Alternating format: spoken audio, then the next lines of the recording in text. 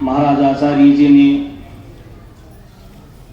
संक्षिप्त भाव में बहुत कुछ ज्यादा बोल करके उदाहरण सहित हमें समझाया है, यज्ञ के बारे में, सेवा के बारे में, भक्ति के बारे में। अब तो वैसे तो मनुष्य रूप भाग्यशाली कोई मिलता है, मानव देह है, इसके लिए देवता भी तरसते हैं, लेकिन भाग्यशाली हो उसको मनुष्य देह मिलती है, और सौभाग्यशाली हो जिसके सौभाग्य के अच्छे कर्म किए हुए हैं उसको भगवान के यज्ञ के दर्शन मिलते हैं। आज का दिन आपने प्रेम से, कष्ट से, दुख से या कैसे भी निकाला, फिर भी आप बैठे रहे कम से कम। गोस्वामी तुलसीदास जी ने कहा था, एक घड़ी आदि घड़ी आदि से पुण्याद, तुलसी संगत साध की कटे करोड़ अपराध। हरि सत्संग में अगर एक पल भी बैठता है उसके भी करोड़ों पाप दूर हो जाते हैं।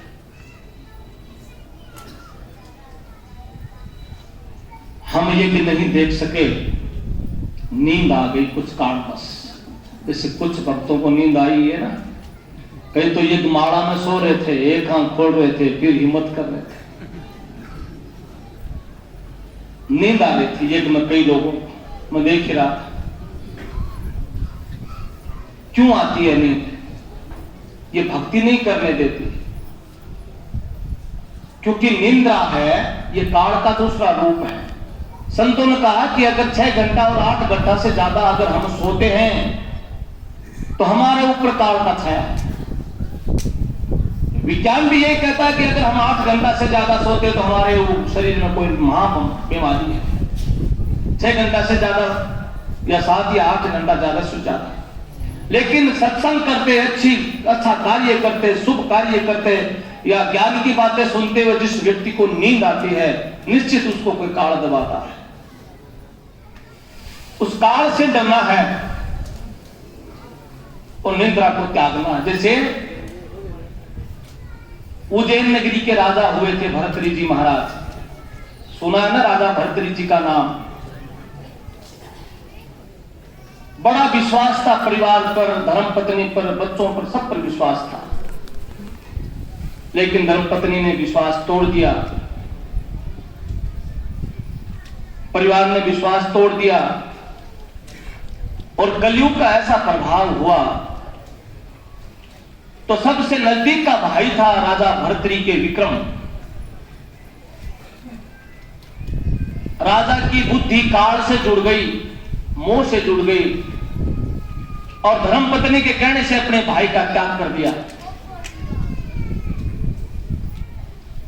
भक्तों, जब सच्चाई तो जरूर सामने आती है, थोड़ा सा वक्त लगता है। सच्चाई को छानने के लिए उसके लिए 1000 फिल्टर लगे हुए होते हैं। बूंद बूंद करके जब वो नीचे अमृत निकलता है उसमें थोड़ा वक्त लगता है।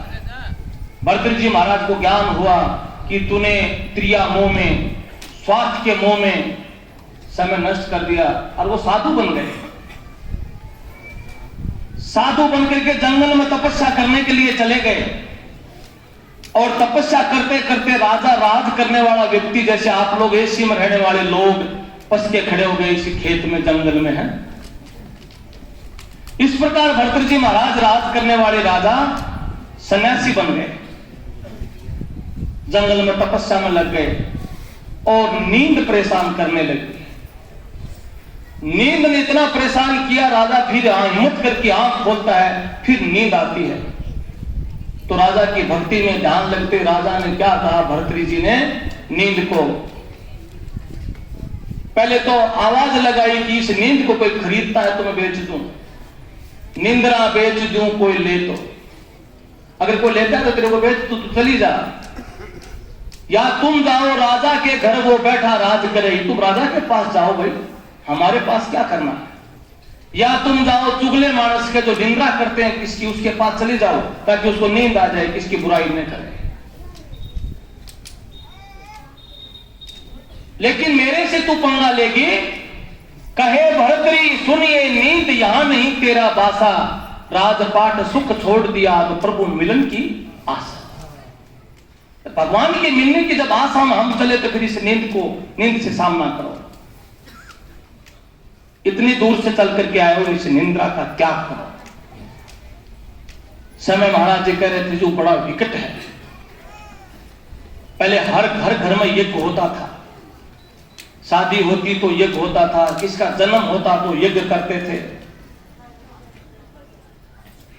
माँ बेटियां जब गर्भवती होती थी तो बूढ़ी बूढ़ी महिलाएं उनको कहानी सुनाती थी, ज्ञान की बातें सुनाती थी, शास्त्रों की बातें सुनाती थी।